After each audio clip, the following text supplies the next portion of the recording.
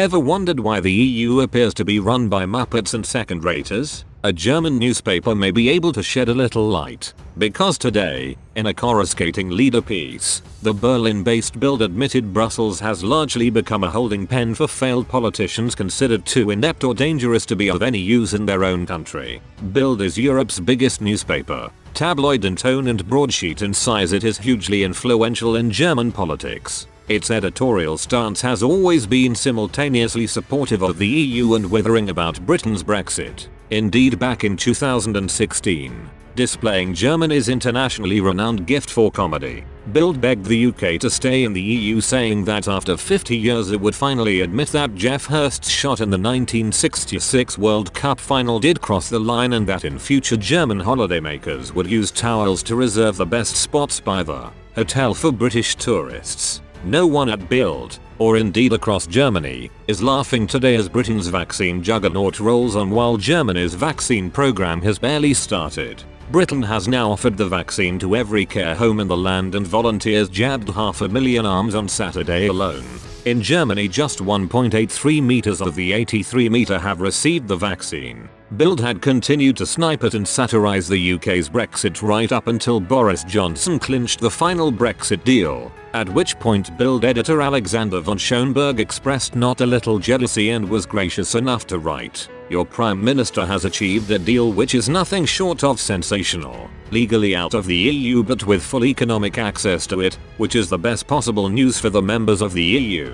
2. Today, in a column written by Bild's chief political reporter Peter Teed, the paper went further, much further. He tore into EU boss Ursula von der Leyen, saying, "Ursula von der Leyen, the European Commission president, denies all blame," whistling loudly in the dark and thus damaging even further any confidence in her ability to run the EU. Von der Leyen started a dispute with vaccine supplier AstraZeneca, which was supposed to look daredevilish but was just dumb.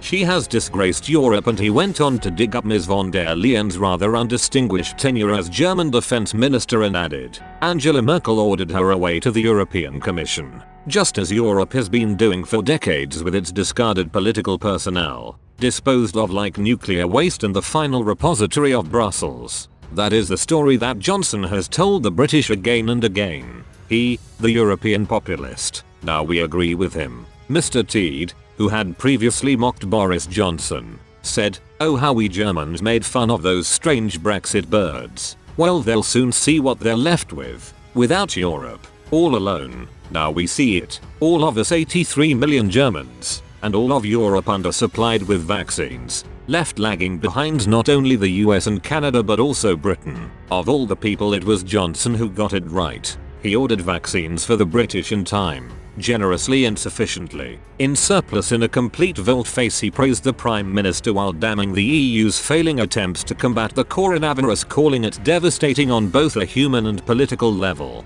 He added, "The US launched the biggest vaccine procurement program in history last April, and the UK started ordering soon after that. Johnson negotiated as tough as nails and paid well for them. The contract with AstraZeneca and the vaccination disaster are a declaration of bankruptcy for Brussels, an indictment of the 27 member states. It is embarrassing because now we are the fools."